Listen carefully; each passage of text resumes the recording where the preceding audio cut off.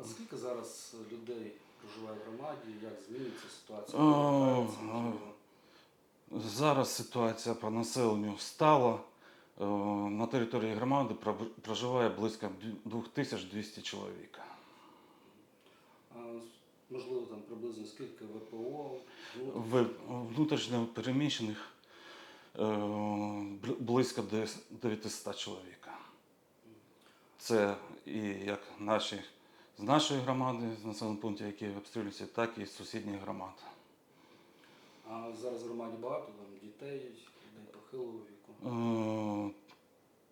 Багато дітей, більше 300, ну і відсотків 60 від цього населення це люди похилого віку.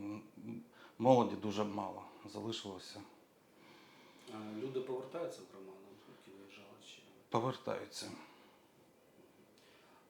Ми сьогодні передали для Новорадського будівельні матеріали.